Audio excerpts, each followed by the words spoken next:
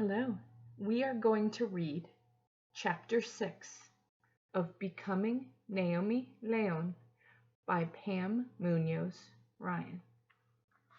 Let's take a deep breath in and exhale. And let's begin. The minute I walked into the classroom, Ms. Morimoto said, "Naomi, your hair looks lovely like that." I smiled at her and walked to my seat. Ms. Morimoto was a Japanese version of Fabiola. She had the same exact curly hair, and instead of long aprons, she preferred flowing skirts in bright colors. Students at Buena Vista Elementary prayed to get assigned to Ms. Morimoto for the 5th grade because every year in January, she took the whole class out to dinner at a fancy restaurant and to a play at the Old Globe Theater in San Diego. It was her claim to fame. Besides that, she was nice and didn't take any nonsense from troublemakers. One of the boys from the back of the room yelled, "Ooh, Naomi." The boys all laughed, but the girls didn't, and I could see they were inspecting me top to bottom. Sensing their stares, I sat down right away and busied myself with looking in my desk until the start bell rang. I was secretly smiling, but I sure wished I could control the warmth crawling up my neck and cheeks. Ms. Morimoto clapped her hands to get our attention. "People," she always called us people, "I'd like you to meet a new student who has been transferred to Buena Vista, Blanca Paloma. She comes to us from Atascadero, California. Please make her feel welcome. Blanca." Ms. Morimoto looked toward the side of the classroom. A skinny girl with long black hair, even curlier than Fabiola's or Ms. Morimoto's, stood up and quickly sat back down. Maybe it was my French braid, or maybe Blanca didn't know yet that I wasn't one of the make-up sleepover girls. But at morning recess, she came right up to me and started chattering away. I didn't understand 2 words she said. "I don't speak Spanish," I finally told her. Like a light flicking from off to on, she changed to English. "You're not Mexican? Funny, you look Mexican. We just moved here, you know. My mom works for Value City. Know what my name means in English? White dove. What's your name?" "Naomi Outlaw." "Wow, you talk so soft. Get closer so I can hear you better. Just Naomi Outlaw? No middle name?" I took a step closer and gave her the full version. "Naomi Soledad Leon Outlaw. But I just go by Naomi Outlaw." "Leon? That means lion. You're Naomi the lion." She wasn't making fun, just saying it matter of fact. "What does Soledad mean?" I asked. "Soledad is some big saint in Mexico. Men and women are named after her. I have an uncle Soledad who raises goats. They stink." I laughed. "Who did your hair like that? It looks amazing." "My mother," I said, the word sounding as strange as Spanish on my tongue. My mom never learned French braiding because she works all the time. I go to the Y before and after school programs. It's just her and me because she's divorced from my dad. We lived in Walnut Creek, Riverside, Atascadero, and now Lemon Tree. All in 2 years. She's moving up in the company. So is it just you and your mom too? I live with my gram and my brother, but right now my mom is visiting. Just visiting? How come she doesn't live with you? She left us with my gram when we were little. What about your dad? Asked Blanca. Divorced. Same as me. I don't see my dad very much. What's your dad like? I don't know. He lives in Mexico. He's never come to see us. You don't know anything about him? You should ask. That's what my mom always said. Ask lots of questions and you'll get lots of answers. You deserve to know about your own life, right? You don't know my Gram. She doesn't like to dig up old bones. That's funny, dig up old bones. Hey, I heard we're having conferences next week. Maybe our moms could meet.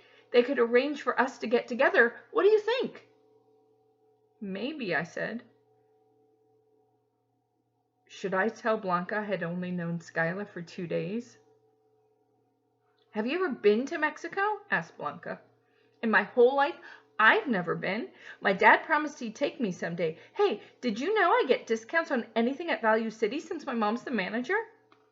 Graham would call Blanca a jabbermouth, but I liked her and was already hoping she would stick close to me all day. I didn't have to worry. At lunch, she grabbed her bag and stayed on my elbow until we reached the library. Mr. Marble looked at me and said, "And who is this person with the elaborately plaited hair?" He bowed to Blanca. "And the new student I heard about you in the staff room this morning. Welcome to our safe haven. Is there a particular subject you're interested in, Blanca? Because if so, I can highly recommend a book on just about anything. After all, I am a librarian. Since it's lunchtime, can I interest you in some mine food? Or, since we have an aquarium, I could offer you some fish food." We both giggled and sat down. "Wow, you eatin' here?"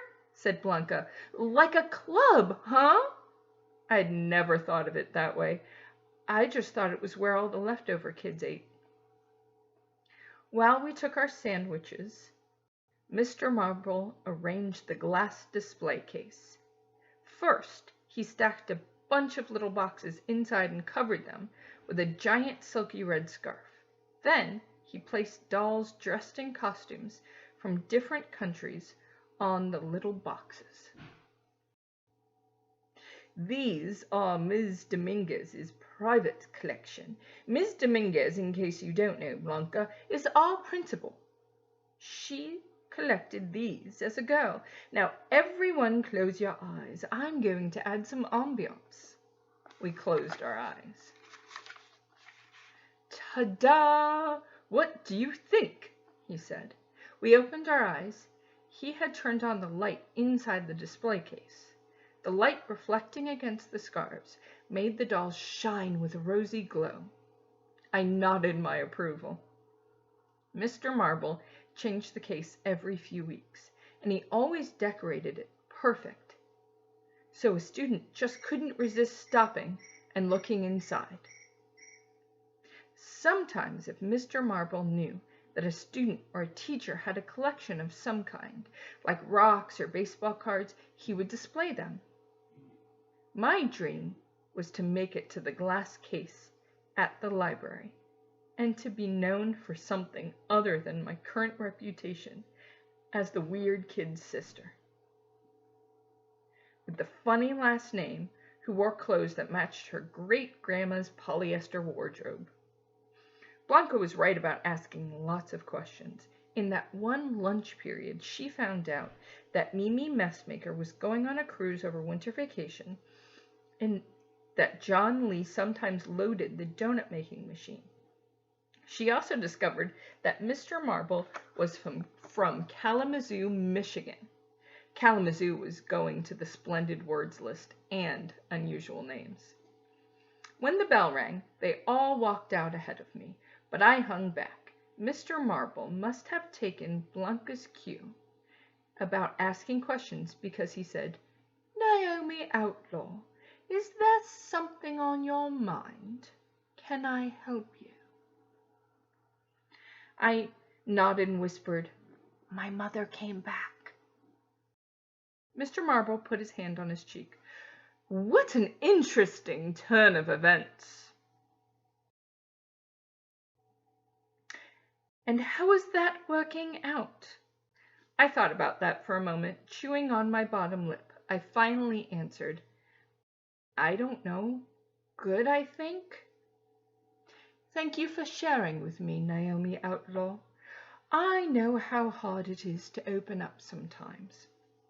I hope you will have more to tell me later. I nodded and gave him a little smile. I hope so too. At Buena Vista, we only had bus service in the mornings, so when school was out, Blanca and I stood on the front steps, waiting to get picked up. I had warned her about Owen. When he arrived with his tape and his funny walk and his throaty voice, she shrugged her shoulders and said, That's it? You should meet my cousin. He's in junior high, and he's lots weirder than Owen. Graham pulled up to the curb in her green Toyota. I'll meet you right here Monday morning, okay, Naomi the Lion? Said Blanca, pointing to the steps. Okay, I said, waving.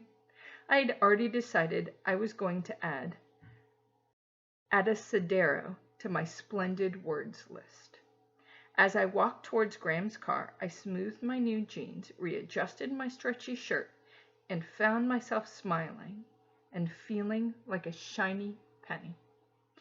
My new look had brought me good luck, and I had my mother to thank.